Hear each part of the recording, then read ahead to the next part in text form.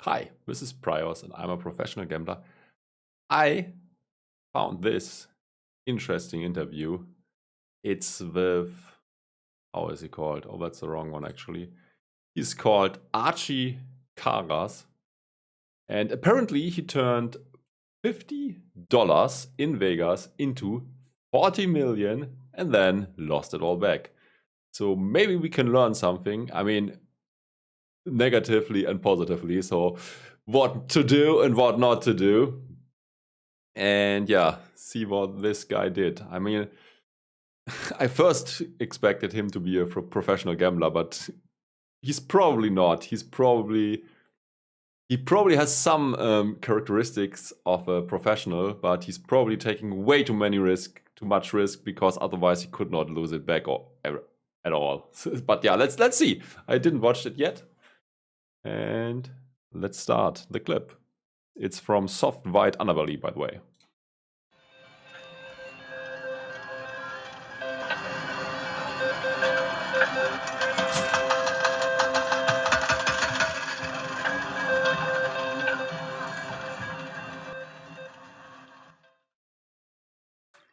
Hi, Lost Paradise.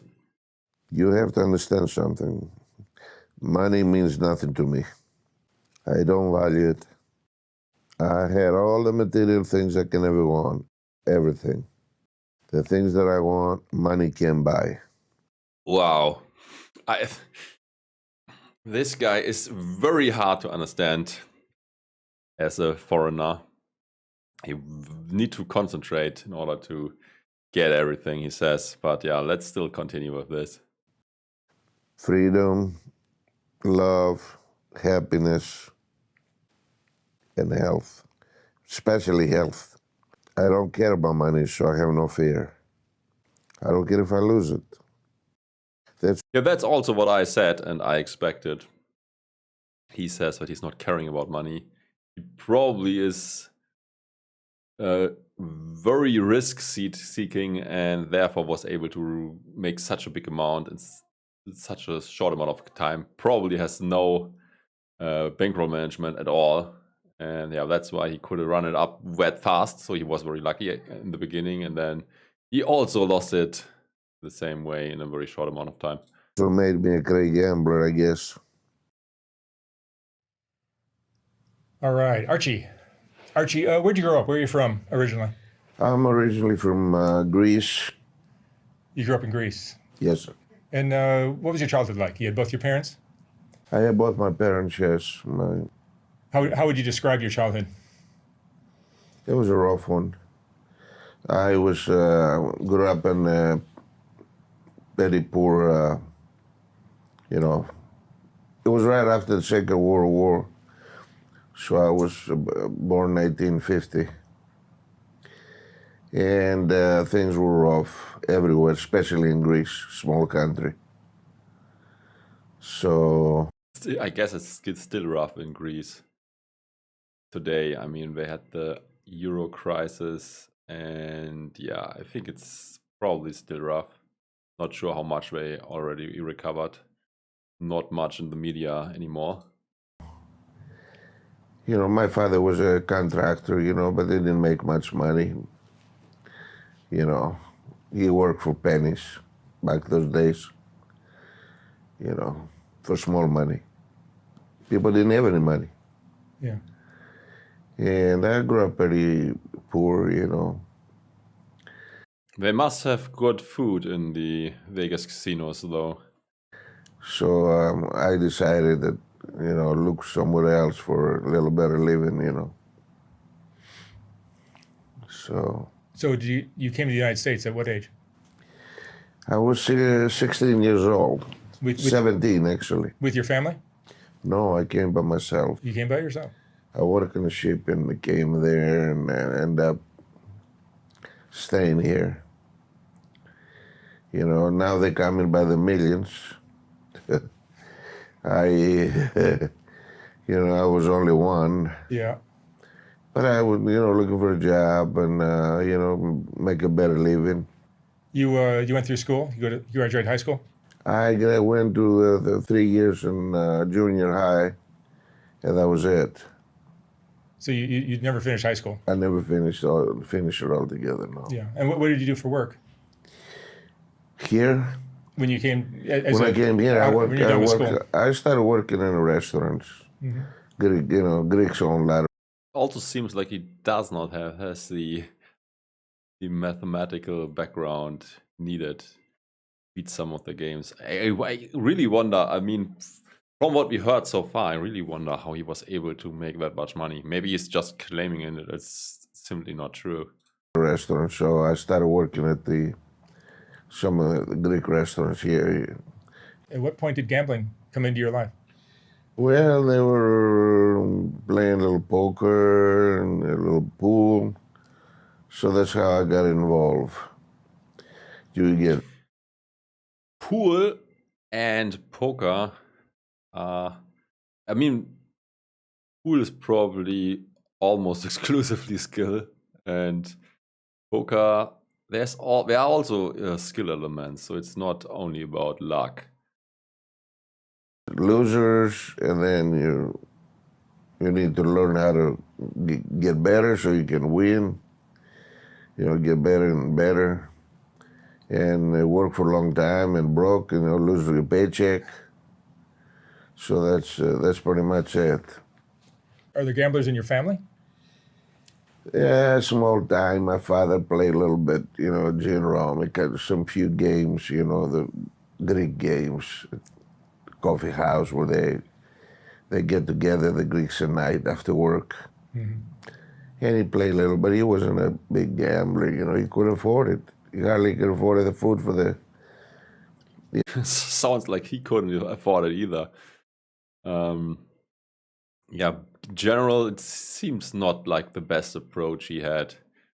Sounds like he just went there, played poker, and tried to get lucky without a strategy. And this usually will not work out. I mean, you can get lucky and win a tournament or something, but in the long run, this is not a recipe for success. For the family. So, but for you, gambling became a more serious part of your life. For me, it came my whole life. So I started getting better, and I got real good at it. I can see that I was making pretty good, up and downs, of course, because that's what gambling is. That's what, Yeah, he is also not the youngest guy, I would say. So back in the day, poker was way easier. And I think it's still quite soft in Vegas. So he might be a winning player in poker. At the right tables, obviously. I go up and then I go down and up and down and up and down, It turned my whole life around. I got better and better as I went. Took me a long time. It's a rough living. I don't recommend it to anybody. Okay, that's the first good advice we hear here. I mean, I wouldn't say I recommend it to no one, but to almost no one. Tough way to support your family, I would think. Not support your family anyway, but I don't recommend it, period. That's a rough living. A lot of stress, a lot of pressure. Do you have a family? You have a wife? I did. I was married. Actually, I think if you are very good, it will not be that stressful, especially if you have some right mindsets and the psychological skills needed. Then the downswings will not affect you that much anymore. And the thing also is, if you get into the right games, which I expect is easy in Vegas, you will have a huge edge, and you will have downswings, true, but they should not be that big. And at some point, you should also be able to build a bankroll very comfortable for the games you're playing in. Then it just didn't matter if you lose, even if you lose like 10% of your roll. I mean, he according to the description, had 40 million at some point, and then it should not be that stressful anymore. If you at least apply to a few rules like bankroll management and being conservative. I mean, what should happen? I mean, if you have 40 million, you can retire and don't have to do anything anymore. So I wonder how he managed to lose it all. I was married 2 times, It don't work out. It don't mix. Gambling and family, or gambling and women, or gambling and What is gambling in women? drinking. Some of those things don't mix. They don't go together. And do you use alcohol or drugs or anything like that? No. Yeah, drugs and gambling don't go well together usually. I don't. No alcohol, no drugs, not even smoking. Mm-hmm. But back then, Good advice. Back then, he seems to not stick to they it. got me the secondhand smoke. They used to smoke they stopped later on. But in the beginning, it was smoking, and that hurt my health. Yeah, I hate it so much when people smoke. And yeah, I'm gambling. It's just annoying when you are a non-smoker. I'm sure. Yeah. Yeah, You were spending a lot of time in casinos. all my life in casinos, and finally, last year I paid the price. I had That's a good thing about online poker. You don't have to see anyone else. You can sit there with your pants off. So yeah, you don't have to pay. You don't have to tip people. You don't have to pay for drinks and stuff. Although I think in Vegas they are usually free. I got diagnosed with aneurysm in the head from the pressure and from all the ups and downs of the gambling. The pressure of gambling. Gambling, yeah. Oh wow. So I pay the price. And what games were you? Was it blackjack that you started with, or? I started playing pool, and then went into poker, and then all kinds Pool is billiard, right?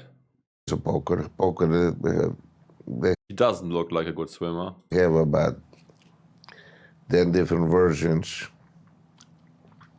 And then some blackjack and the casino, dice. Dice was my main game.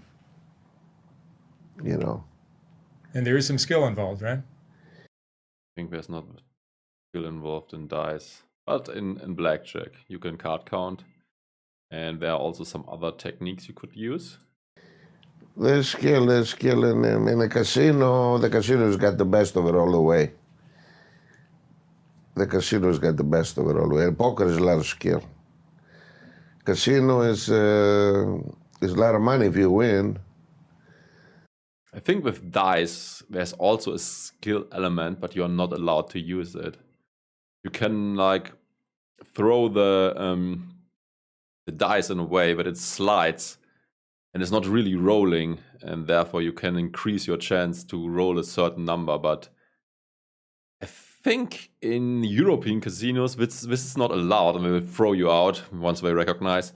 And in American casinos, you can even go to jail if you get caught using this technique. So I guess dice is without skill.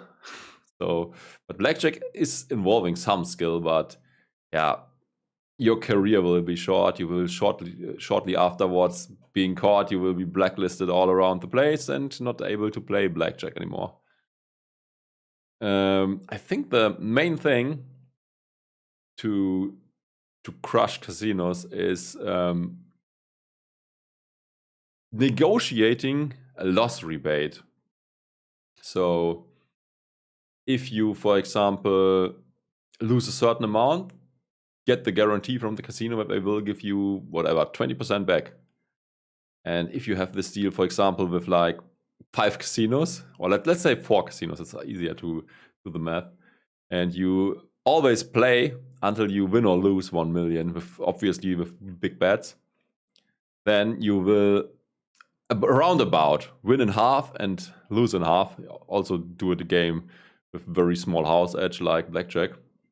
And then you are up 2 million, down 2 million. So you should be even. But in reality, you would be up, what is it? 2,400,000, the 20% loss rebate you negotiated before. But you need to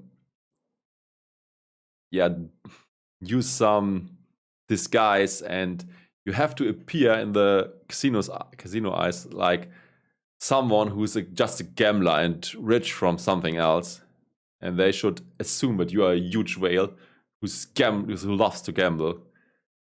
And they have such customers, but if you able to get such a deal as a pro, you can make a lot of money. I mean, I think even Daniel Negreanu said it in one of his interviews that Phil Ivey was using this technique, and I also made a ton of money in online casinos. When you play big, at some point, especially if you get unlucky, a casino representative will come to you, a VIP guy will ask what you need and stuff, and then you often can negotiate such deals.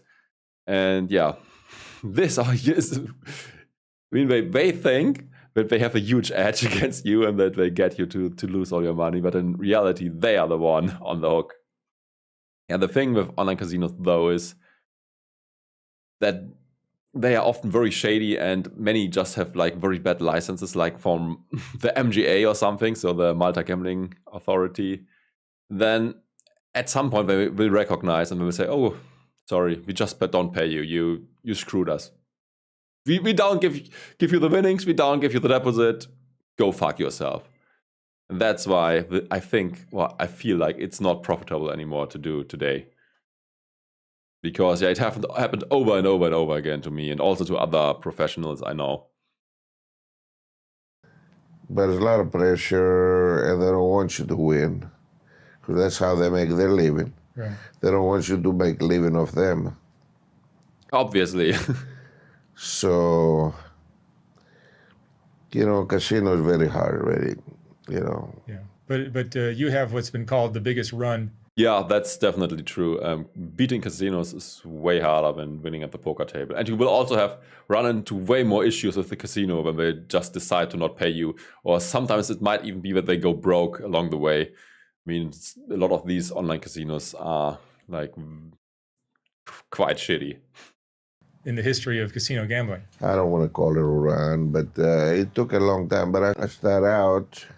But the rumor is you started with $50 and came to Vegas. Yeah, I had $50 when I got to Vegas. But then, gamblers, they borrow from each other. They lend money. So I borrowed $10,000 and it went up, it won $30,000. So they made the story a bit more spectacular than it actually was. Because he did not start with 50, because there's someone else borrowed him 10K. And by the way, I actually started with $50. At one point, I lost it all to $5 only, and I was like, yeah, I'm gonna quit if this money is gone. Then I ran it up to very high figures from that point on. But this was also a different time where online poker was a lot more profitable. Yeah, but still, I think it's still possible.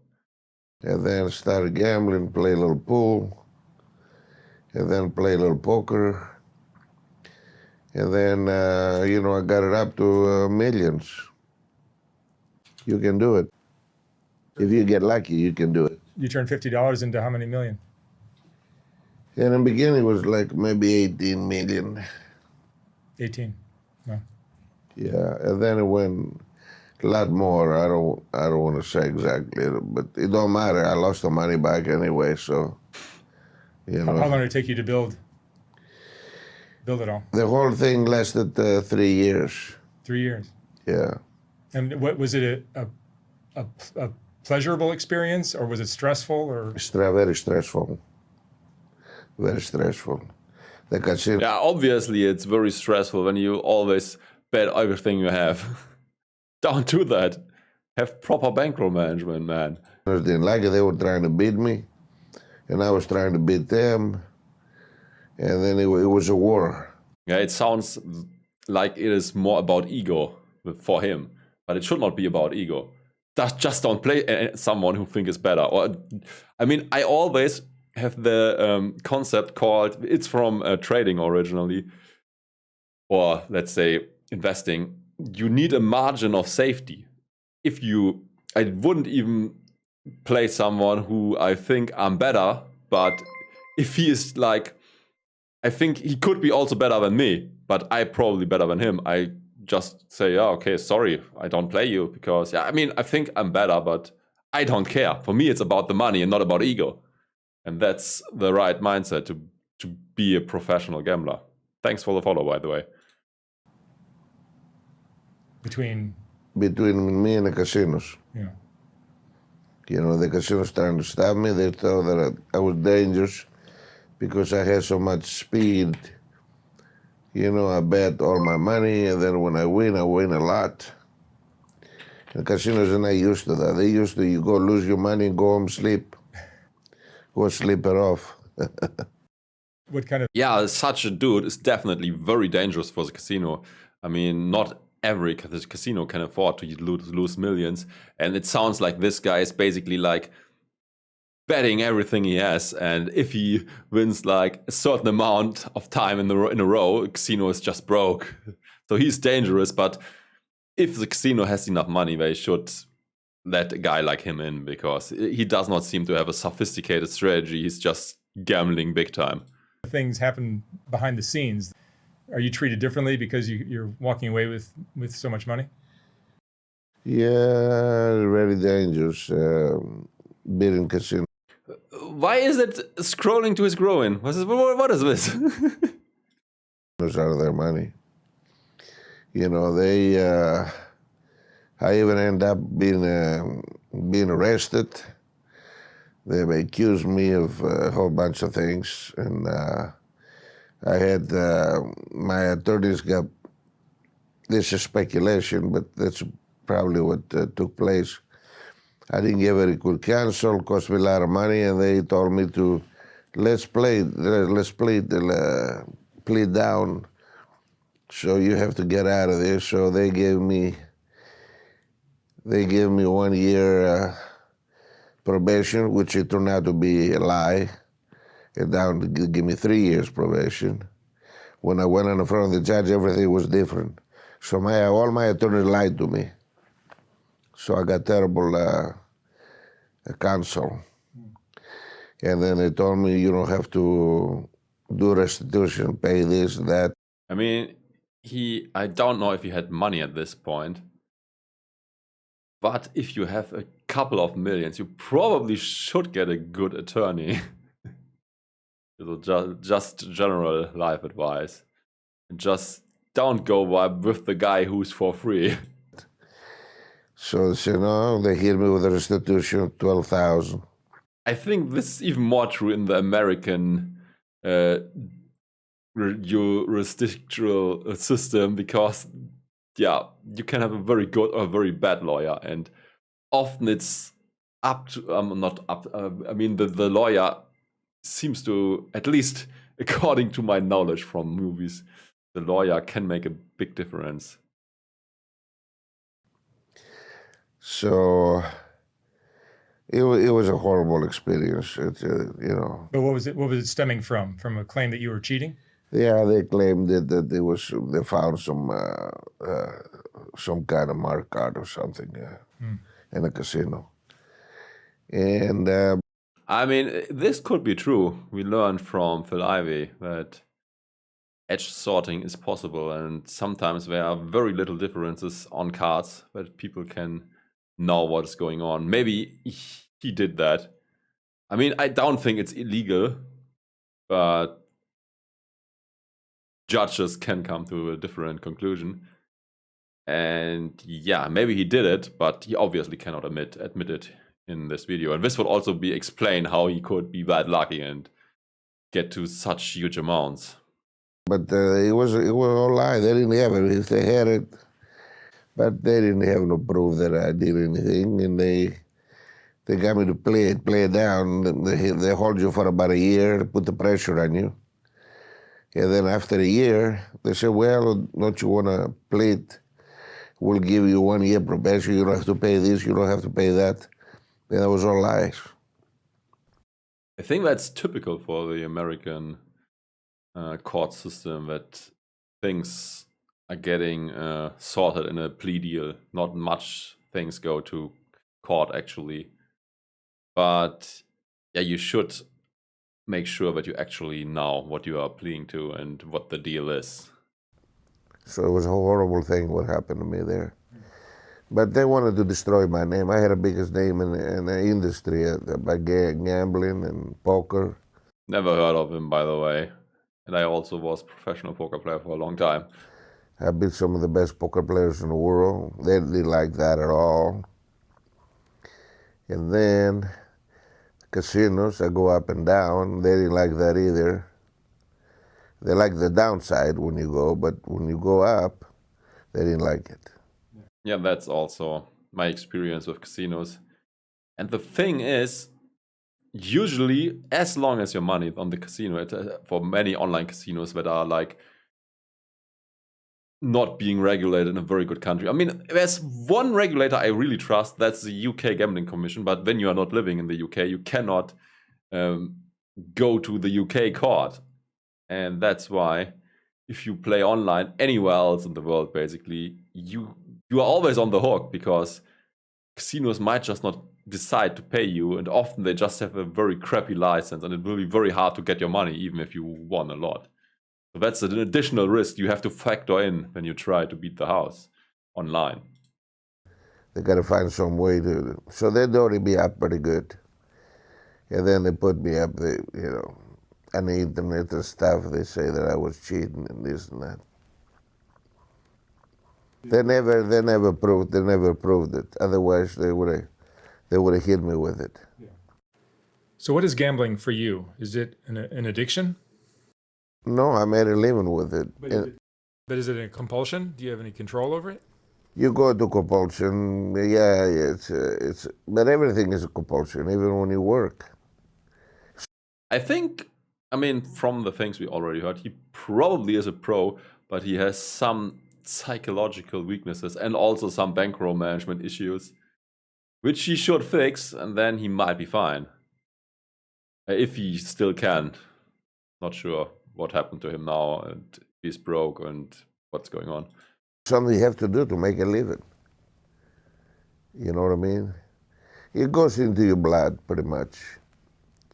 The winning part and the losing part. Do you enjoy winning?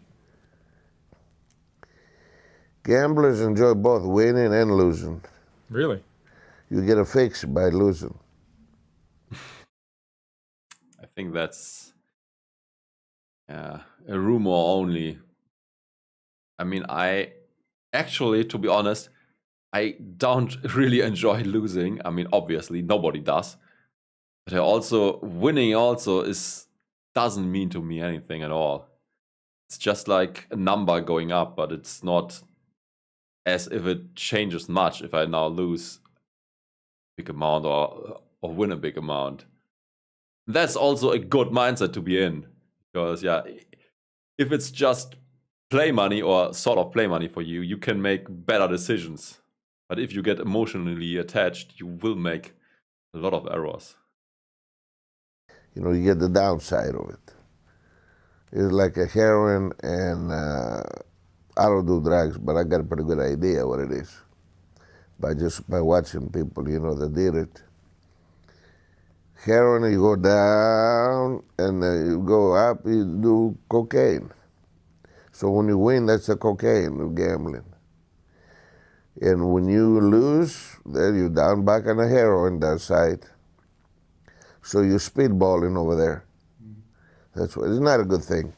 I don't recommend that to anybody. What kind of people are you mingling with in that world? Sounds like he has some serious issues, and maybe gambling is not his thing, to be honest. Yeah, I never felt this addictive side. That's also true for all the good players I know about. They just don't have these addiction tendencies, and I think if you have these, you have to be very careful and set rules for yourself, which you can apply to always. If you lose a certain amount, for example, but you stop and quit for the day and stuff, but it's very hard to stick to it if you have an supposed addiction like this guy with cocaine and heroin. At least he compares it to You're living in. You get from the highest class to the lowest class. You get all kinds of people, from A to Z in there. You get some good people, and you get some terrible people. You get all kinds. Does it affect your emotions? Yeah, like in society overall. Yeah, it destroys your emotions. Look what they did to me. They make me look like a criminal. You know, I never broke a law in my life. I think a side effect of playing professionally can be that you are very weak on the emotional side of things. You will not. It almost feels like you will feel less, and emotions in general will go down, and this might be a side effect of playing poker for such a long time and having to suppress emotions. I mean, at the start, I also got tilted very hard and was very angry, and now it's not. Yeah, it doesn't matter that much if I lose or win, and I don't get angry. Or maybe if it's very bad, I get slightly or a little bit angry, but it will not affect my game. And this also can spill over in real life, and for example, in a relationship when you are with someone and you will not be able to show emotions, or that is like a downside of playing poker, I guess. I'm not sure if it happens to other players too, but yeah, at least it's the case for me. And also, one friend of me also told me the same, and that always his girlfriends are complaining about this. You know, but they were trying to get me out of the casinos. You know, they tried it a few times and it didn't work, and they finally tried it. I mean, it's not that hard. You can get thrown out and be banned from a certain casino, and then you just can't use it anymore. I don't know what he's talking about. Let's hit him once and for all, once for good. Make him look real bad, and then all my attorneys double cross me. When you were at your highest point, did you feel like your life was in danger? Of course. Of course, my life was in danger all times. Because you beat some of the best people in the world and things like that? Yeah, all of that. The money part, and then... Yeah, I mean, this is also a risk that is always underestimated by basically everyone. If you gamble big in the casino, often you will leave the house with a bag of money, and you can get robbed out of the door. You could even get shot. It's a lot of money for most people, and they will maybe even kill you to get the money from you. I mean, that's not what he's talking about, but that's also something that you have to keep in mind. And obviously, when you are rich and people know about, people will come for that money. The casinos don't like to get beat, you know. So it's not a good life. You know what I mean? It happened to be my life. You know, I didn't plan it, it just happened. Honestly, for me, it sounds like a better life to go to the casino every day and play poker than to have some or a lot of other jobs that are, even less desirable, and you will often even make way less money. Especially in the US, people have to take 2 or even 3 jobs to be able to pay their bills. And then it sounds quite good if you can go, and gamble there. You know what I mean? Yeah. You think there's something in your personality, in your makeup, that draws you to gambling? Yeah, I guess so. You can say that. Something drew. Well, I was good at it. I had no fear, so that made me strong. It's like going to war. There's bullets coming, but you just go right through it. You know what I mean? Yeah, it's not only about being fearful. There are also other qualities needed. I mean, sometimes you should be fearful. if you are risking huge parts of your role in one bet, you should not do it if there's a risk that you are going broke. I mean, you have a very good life if you have a couple of millions, but if you gamble it all away, all that is gone, and it will be very hard to rebuild. So even if the EV seems to be very good, just don't do it. Not afraid of losing. I'm afraid to lose because I know it's part of it. You know. What's your view on money? The money part, the same thing. Money is overrated. It's horrible that, you know, that you cannot live without money. You know, that's how it is. But all the big crimes and everything is behind money. By the way, I don't need much money, and it's enough for me to live on that little and stuff people usually say, often people that are broke. This is just not true. It's scientifically proven that the more money you got, on average, I mean, if you look at many people, your happiness will go up the more money you got. I mean, what is it called?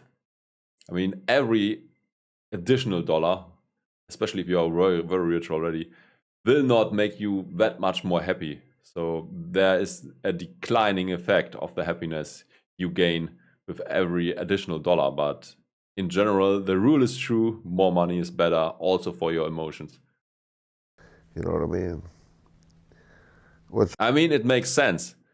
You don't have to think about getting food on the table anymore. You don't have to think about shelter. You don't have to take any shitty job. Money can do a lot for you.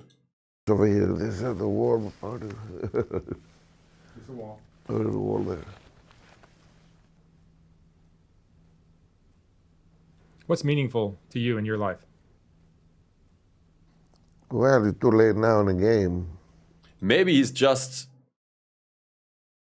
talking everything. I mean, he's tried to ensuring himself that everything is fine after he lost it all back. That's why he says that.